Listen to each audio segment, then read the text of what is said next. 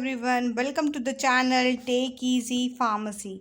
तो आज के लेक्चर में हम पढ़ने वाले हैं प्रिजर्वेटिव्स के बारे में। चैप्टर नंबर 3 हमने स्टार्ट किया था फार्मास्यूटिक्स का, डी फार्मा फर्स्ट ईयर का। इससे प्रीवियस लेक्चर में हमने कवर किया था व्हाट इज़ फार्मास्यूटिकल एड, उसके ऑर्गेनोलेप्टिक कैरेक्टर जैसे कि colouring agent, flavouring agent and sweetening agent, इनके बारे में हमने स्टडी किया था। तो आज के लेक्चर में हम प्रिजर्वेटिव्स के बारे में स्टडी करने वाले हैं। तो आज ये लेक्चर में ये चैप्टर जो है वो कंप्लीट हो जाएगा। तो स्टार्ट करते हैं आज का lecture. Preservatives are substance added to product to prevent decomposition caused by microbial growth और बाय अनडिजायरेबल केमिकल चेंज। तो क्या मतलब हुआ, प्रिजर्वेटिव्स ऐसे सब्सटेंस होते हैं जो कि ऐड किए जाते हैं किसी भी प्रोडक्ट के अंदर। क्यों ऐड किए जाते हैं? ताकि वो उसके डिकम्पोजिशन को प्रिवेंट कर सके। जो भी प्रोडक्ट है जब वो ख़राब हो रहा है उसको बचाने के लिए, किससे बचाने के लिए, जो भी माइक्रोबियल ग्रोथ हो रही है या फिर कुछ अनडिज़ायरेबल केमिकल चेंजेस की वजह से जो हमारी फॉर्मुलेशन है वो ख़राब हो रही है, तो उनको बचाने के लिए हम प्रिजर्वेटिव्स का इस्तेमाल करते हैं। फिर क्या लिखा हुआ है, in the pharmaceutical industry preservative are essential to ensure the safety, efficacy and shelf life of medication, specially those in liquid और सेमी सॉलिड फॉर्म। मतलब क्या हुआ, जो फार्मास्यूटिकल इंडस्ट्रीज़ होती है उनके अंदर जो प्रिजर्वेटिव्स होते हैं वो बहुत ही एसेंशियल रोल प्ले करते हैं, क्योंकि वो क्या करते हैं, इंश्योर करते हैं सेफ्टी को, एफिकेसी को और शेल्फ लाइफ किसी मेडिकेशन की। और सबसे ज़्यादा ये किस में यूज़ किए जाते हैं, लिक्विड और सेमी सॉलिड फॉर्म्स में, क्योंकि उनके अंदर सबसे ज़्यादा चांसेस होते हैं माइक्रोबियल ग्रोथ के। क्योंकि माइक्रोबियल ग्रोथ में उनकी जो ग्रोथ इसलिए जल्दी होती है क्योंकि उनको फेवरेबल, जो हमारे माइक्रोब्स को फेवरेबल कंडीशन मिल जाती है उनकी ग्रोथ के लिए। अगर हम उनको अच्छे से स्टोर नहीं करेंगे तो उनके अंदर क्या होते हैं, माइक्रोबियल ग्रोथ होने के चांसेस बढ़ जाते हैं। नेक्स्ट चलते हैं हम। अब हमें पढ़ना है टाइप्स ऑफ प्रिजर्वेटिव। तो प्रिजर्वेटिव के कितने टाइप्स होते हैं। Preservatives are broadly classified into, तो उनको किन कौन कैटेगरीज में क्लासीफाई किया। सबसे पहला है एंटी माइक्रोबियल प्रिजर्वेटिव्स। तो ये क्या होते हैं, प्रिवेंट और inhibit the growth of bacteria, fungi and other micro organism. Example paraben, example methyl paraben, propyl paraben, widely used in oral and topical formulation. तो क्या मतलब हुआ, सबसे पहले हमने प्रिजर्वेटिव्स को क्लासीफाई किया है एंटी माइक्रोबियल प्रिजर्वेटिव्स की कैटेगरी में, जिसका मतलब क्या हुआ, ये ऐसे प्रिजर्वेटिव्स होते हैं जो कि इनहिबिट करते हैं किसकी ग्रोथ, बैक्टीरिया की, फंगी की और कितने भी माइक्रो ऑर्गेनिज्म होते हैं इनकी ग्रोथ को ये क्या करते हैं, इनहिबिट करते हैं और इनकी ग्रोथ को होने नहीं देते, जिससे क्या होती है, हमारी फॉर्मुलेशन होती है वो ख़राब नहीं होती है। इसके कुछ एग्जाम्पल है, जैसे कि पैराबिन। पैराबिन के अंदर जो एग्जाम्पल आते हैं वो होते हैं मिथाइल पैराबिन और प्रोपाइल पैराबिन, जिनको हम यूज़ करते हैं ओरल या फिर टॉपिकल फॉर्मुलेशन। ओरल फॉर्मुलेशन कौन सी होती है हमारी, टैबलेट हो गई, कैप्सूल हो गए, सस्पेंशंस हो गए, लिक्विड फॉर्मुलेशंस हो गई, ठीक है। तो ये आती है हमारी ओरल फॉर्मुलेशन में। और टॉपिकल फॉर्मुलेशंस में आती क्या आती है हमारी, क्रीम्स हो गई, लोशंस हो गए, ऑइंटमेंट्स हो गई, डस्टिंग पाउडर हो गए। तो ये आती है हमारे टॉपिकल फॉर्मुलेशन, जो हमारी स्किन पे हम अप्लाई करते हैं उनको हम कहते हैं टॉपिकल फॉर्मुलेशंस, ठीक है। फिर उसके बाद में benzalkonium chloride use in ophthalmic and nasal preparation.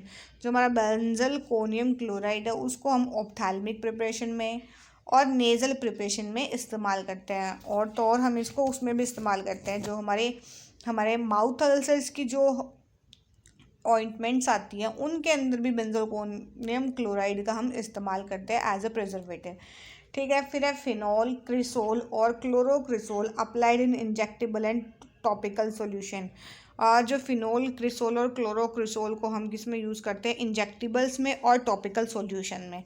फिर है थाइमोरेसल में ये, या फिर थाइमोइरोसल, ये किस में यूज़ करते हैं, use in vaccine and ophthalmic product. ये हम वैक्सीन में और ऑप्थेल्मिक प्रोडक्ट्स को प्रिवेंट करने में, उनकी डिकम्पोजिशन को प्रिवेंट करने में इस्तेमाल करते हैं। फिर है benzyl alcohol, often use in multi dose injectable while, ये मल्टी डोज इंजेक्टेबल वाइल्स के अंदर इस्तेमाल किया जाता है। नेक्स्ट है हमारे एंटीऑक्सीडेंट। तो एंटीऑक्सीडेंट क्या होते हैं, prevent oxidation reaction which can degrade active ingredient. ये क्या कराता है, जो ऑक्सीडेशन रिएक्शन होती है उसको नहीं होने देता है, किसमें, एक्टिव इंग्रेडिएंट में, जिसकी वजह से वो फॉर्मुलेशन क्या होती है, ख़राब नहीं होती है। तो वो जो हमारी फॉर्मुलेशन होती है वो ठीक रहती है टाइम, लंबे समय तक, ठीक है। एग्जाम्पल और एप्लीकेशन क्या है इसके, एस्कॉर्बिक एसिड, जिसको हम विटामिन सी के नाम से भी जानते हैं, use in injectable and oral solution, ये इंजेक्टेबल्स में और ओरल सॉल्यूशन में यूज़ की जाती है। फिर है ब्यूटाइलेटेड हाइड्रोक्सीटोलिन, जिसको BHT भी कहा जाता है, और फिर है ब्यूटाइली हाइड्रोक्सी एनिसोल BHA जिसको कहा जाता है, ये यूज़ किए जाते हैं ऑयली प्रिपरेशन को प्रिवेंट करने के लिए, उनकी डीकम्पोजिशन को प्रिवेंट करने के लिए। नेक्स्ट है हमारा sodium metabisulphite and sodium bisulphite, common in injectable and oral solution. ये किस में इस्तेमाल होता है? इंजेक्टेबल्स में और ओरल सॉल्यूशंस में। नेक्स्ट है हमारा चिलेटिंग एजेंट। चिलेटिंग एजेंट क्या होता है? Bind trace metal that catalyse oxidation reaction. ये क्या होते हैं? अपने साथ में मेटल को क्या करते हैं? बाइंड करते हैं, और उसके बाद में एक ये ऑक्सीडेशन रिएक्शन को नहीं होने देते, जिसकी वजह से हमारे प्रोडक्ट फॉर्मुलेशन क्या रहती है? डिकम्पोजिशन से बची रहती है। एग्जाम्पल क्या है इसका? EDTA, जिसकी फुल फॉर्म क्या होती है? Ethylene diamine tartaric acid. ठीक है, जो क्या काम करती है? Enhance anti microbial activity and prevents oxidation. ये क्या करती है? माइक्रोब से उस फॉर्मुलेशन को बचा के रखती है और ऑक्सीडेशन भी नहीं होने देती, जिसकी वजह से जो हमारी फॉर्मुलेशन है वो ख़राब होने से बची रहती है। फिर सिट्रिक एसिड, ये क्या करता है? Use in combination with antioxidant और प्रिजर्वेटिव्स। ये कॉम्बिनेशन में हम सिट्रिक एसिड का इस्तेमाल करते हैं एंटीऑक्सीडेंट के साथ, और कुछ अलग प्रिजर्वेटिव्स के साथ हम सिट्रिक एसिड का इस्तेमाल करते हैं अपनी फॉर्मुलेशन को डिकम्पोज होने से बचाने के लिए। और नेक्स्ट है हमारा application of preservative in the pharmaceutical industry. तो एप्लीकेशन क्या है प्रिजर्वेटिव्स की फार्मास्यूटिकल इंडस्ट्री में? Oral formulation. तो ओरल फॉर्मुलेशन में क्या क्या आती है हमारी? सिरप्स और सस्पेंशन। तो उसमें क्या होता है? Prevent microbial contamination and maintain stability. ये क्या कराता है? माइक्रोबियल कंटामिनेशन से हमारी डोसेज फॉर्म को क्या करता है? प्रिवेंट करता है, और उसकी स्टेबिलिटी को क्या करता है? मेंटेन करके रखता है। नेक्स्ट है हमारा टॉपिकल प्रिपरेशन। उसके अंदर क्या आते हैं? हमारी क्रीम्स आती है, ऑइंटमेंट आते हैं और लोशन आते हैं। फिर ठीक है, तो ये क्या करता है? उनकी स्पॉइलेज को माइक्रोब से प्रिवेंट करता है और इंश्योर करता है उनकी सेफ एप्लीकेशन कहाँ पे? स्किन पे। ठीक है, ये काम होता है इसका। फिर इसके बाद इंजेक्टेबल में क्या होता है? स्पेशली मल्टीडोज वायल के अंदर क्या होता है? Use preservative to prevent microbial growth between uses. तो ये क्या करता है कि माइक्रोबियल ग्रोथ को प्रिवेंट करके रखता है जब भी हम इंजेक्टेबल को यूज़ करते हैं। जब हम इंजेक्टेबल को अपनी वायल के अंदर लेते हैं, इंजेक्ट करते हैं, उसके बीच के उसके ड्यूरेशन के अंदर ये क्या करता है? हमारे इंजेक्शन को प्रिवेंट करके रखता है माइक्रोब से। ठीक है, फिर ophthalmic and nasal products requires sterile and preserved formulation to prevent eye and nasal infection। तो हमें क्या चाहिए होती है? स्टेराइल प्रिजर्वेशन चाहिए होती है, फॉर्मुलेशन चाहिए होती है, किसके लिए? आई के लिए और नेज़ल इन्फेक्शन के लिए, क्योंकि ये बहुत सेंसिटिव एरिया होते हैं हमारे, तो इनके लिए हमें बहुत स्टेराइल प्रोडक्ट्स चाहिए होते हैं। और फिर हमारे प्रिजर्वेटिव्स क्या काम करते हैं? उनको स्पॉइलेज से बचा के रखते हैं। फिर क्या है? वैक्सीन और बायोलॉजिक्स में भी इनका यूज़ होता है। Use specific preservatives like thiomersal to ensure sterility and stability.